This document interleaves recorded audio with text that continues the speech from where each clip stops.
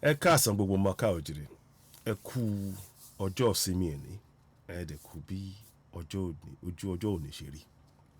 Ìròyìn tá mú wálé ní ìròyìn tó wúwo ni, ìròyìn tó kọni lóminú ni. Ní àná a gbọ́ pé màmá Oloye Sunday Igboho wọ́n jáde láyé. Láti ìgbà yẹn a ti ń gbọ́ àwọn ìròyìn díẹ̀díẹ̀ ń pa àwọn gbèsè táwọn èèyàn ń gbé àwọn nǹkan bẹ́ẹ̀ yẹn. A dẹ̀ ti rí àwọn ọ̀rọ̀ kan. Àwa ti kọ nǹkan kan sí olóyè àti bá wọn dárò. A dẹ̀ ṣe ń wo àwọn nǹkan tí wọ́n ṣe. N tí àwa ń wò náà ni pé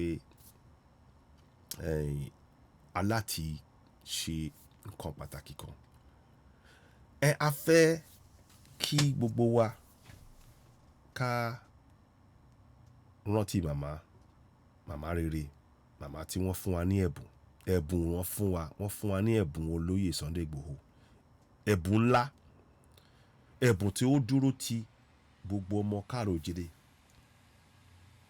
táratára tọkàntọkàn tẹ̀mítẹ̀mí.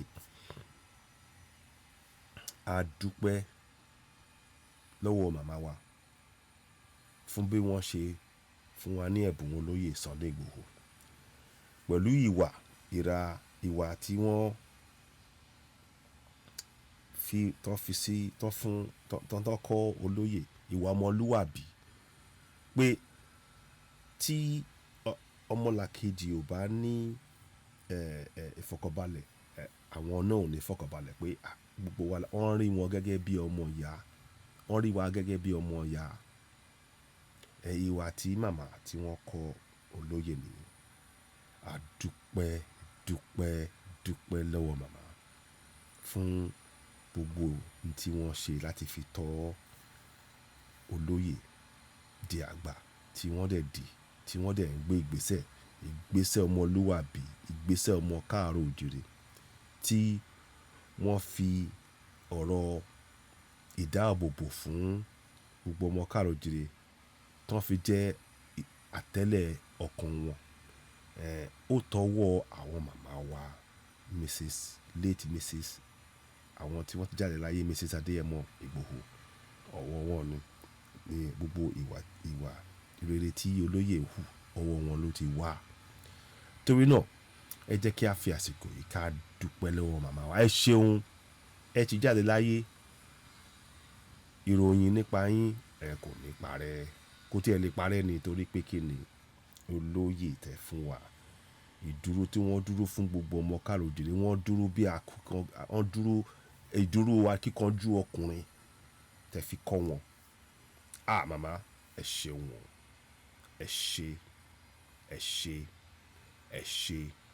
ẹ ṣeun. Kí àwọn alẹ́lẹ̀ kí wọ́n gbà yín tọwọ́ tẹsẹ̀. Kí Èdùmàrè tẹ́ yín sí afẹ́fẹ́ rere. A dẹ̀ wá fi àsìkò yìí kí Oloye Sunday Igboho ẹ pẹ̀lẹ́,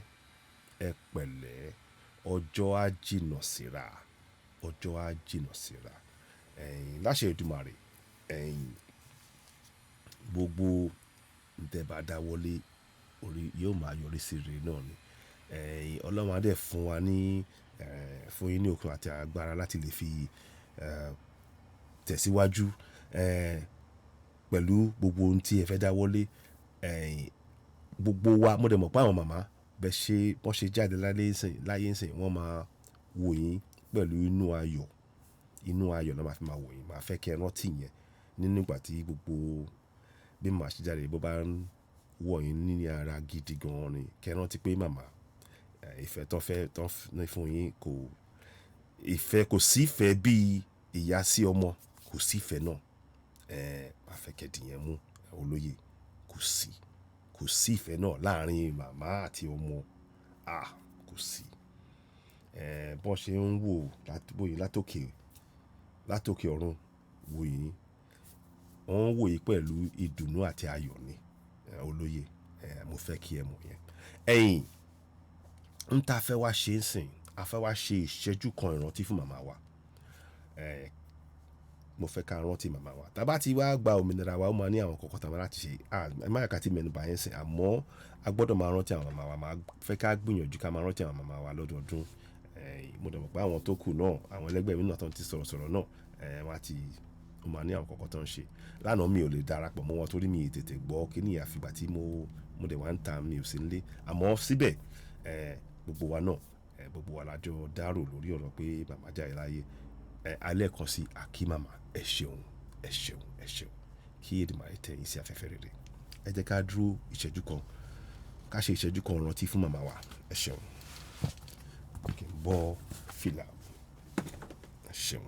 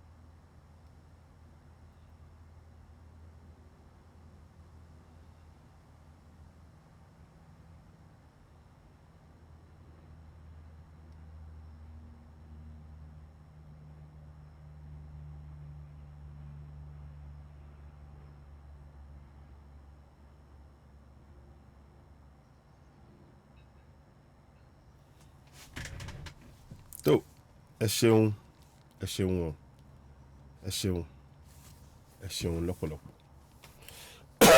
ẹ ṣeun bí ẹ ṣe rántí màmá fún ìṣẹ́jú kan. Mo mọ̀ pé àwọn olóyè wọn máa ṣe àwọn ètò ìsìnkú a máa retí àwọn ọ̀rọ̀ yẹn a máa wò bóyá ó máa jẹ́ àwọn nǹkan tá a máa láti ó máa ṣe é ṣe ká jẹ́ pé a máa gbé wá sórí Oduduwa TV rédíò kí gbogbo wa rere náà pẹ̀lú àwọn ẹlẹgbẹ́ wa náà tó kù.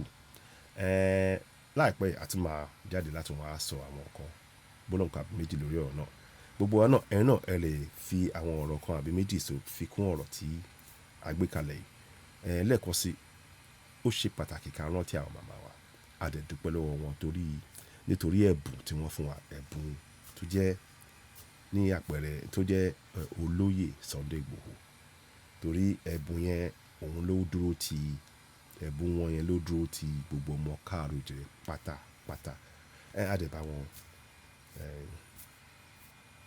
dárò pé màmá ti lọ a lè mọ̀ pé àwọn pòfẹ́sọ̀ náà àwọn náà máa bá olóyè sọ̀rọ̀ wọn àti kí wọn àkí ẹ̀ pòfẹ́sọ̀ náà pòfẹ́sọ̀ Banji Akíntóyè tó wa àárín jù báyìí lọ season wà lókè látòrí Oduduwa TV rédíò bẹ́ẹ̀ bá ṣe ń rí ètò ẹjọ́ ẹ bá máa pè ẹ má gbàgbé láti bá a subscribe sórí Oduduwa TV rédíò 2 àti Citizen náà ẹ ṣeun ó dìgbà kan náà ó dìgbà.